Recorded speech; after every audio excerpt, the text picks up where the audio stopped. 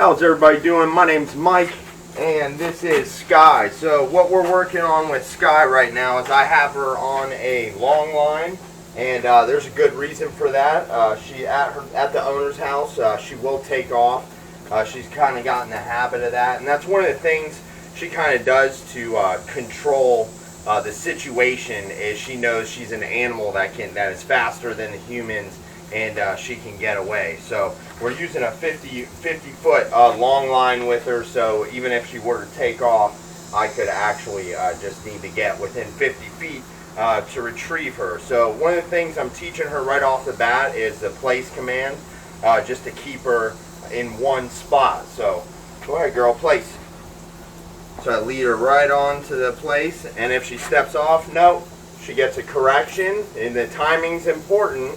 That as soon as she came off a place, no, correction, place. So I tell her no, correction, then direction. No, correction, place. So no, correction, direction. That's going to help her learn the meaning of no. So we want to set the dog up for success, right? So that's why we're using this long line. I'm also using my environment, this wall here, right? So I'm using the wall to actually predict where she would go. So I know she's not going that way, so I just eliminated one possibility for myself. Place, no. So no, correction, place, direction, right?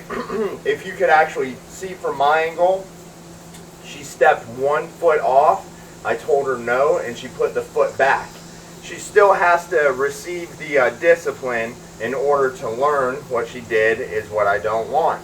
But I can tell she's learning because she put her foot back. So she's starting to know what I want, which means the communication is clearer. So back to the wall. This is actually helping us predict she's not going to go that way. The only places she can go would be this way or out this way, right? So I'm using the environment to help me predict what she's going to do. And again, we want to set her up for success. So we don't want anything to happen that we weren't thinking was a possibility. So we always want to plan ahead. Like I said, this is why we have a long line. Place. I'm kind of messing with the leash right now to make sure she's not going to just hop off, hey? And if I think she's going to hop off, do not say stay to the dog. Just repeat the command, place. Place. Good girl, good place.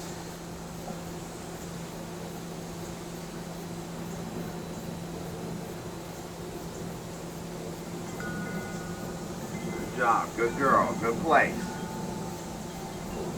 Good girl, good place. So if she does what I want her to do, then I just tell her, good girl, or I could say good Sky, or good place. And let's just say good job, Sky. I like to repeat the command, good place, so she knows that she's doing place well. That's what I want. I'm encouraging good place, good girl, good job. So she's a fairly submissive dog. She just requires leadership, and if you don't know exactly what to do, she's going to take advantage of you. Timing is very important. Good girl, just like that. See, she sat down.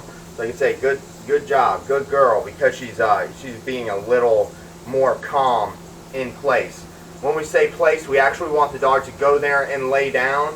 She's still very new. She's only been in my house a few days, so we want place to mean stay on this spot and lay down. But the truth is, place just means stay right here. She could stand, sit, or do whatever. She just can't destroy anything or get off of that spot. And that's for her safety. And I want her to learn right away that, you know, there's no need to run away from the humans, you know. And if she does a good job, I can actually let her off kind of as her reward. Okay, good job, good girl.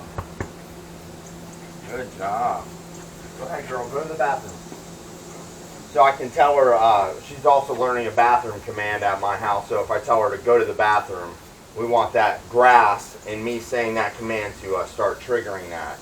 Now what the long line's good for, see, I can let her kind of sniff and do her thing, and then whenever I want to, or if I think she's getting into something, I can actually just call her back to me, and this is how you actually get your dog to start coming back to you is using a long leash and just reeling her in after I call her. Once I say the command come and I reel her in, and you do that enough times, that becomes an imprint for the dog. Kind of just like this. Come.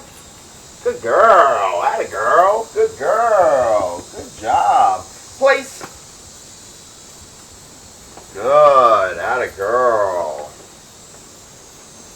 Good girl. Atta girl. So, a long line for a dog that likes to run away is the key. Also, timing and communication. Clear communication to the dog what you want, you know, is always going to be key. But this dog is, she's going to do very well, I believe. And again, you know, a long line is a very old tool, and it's one that has stood the test of time. A lot of trainers are going straight to e-collars, but you know, I believe you need to know how to use a leash before you go to an e-collar.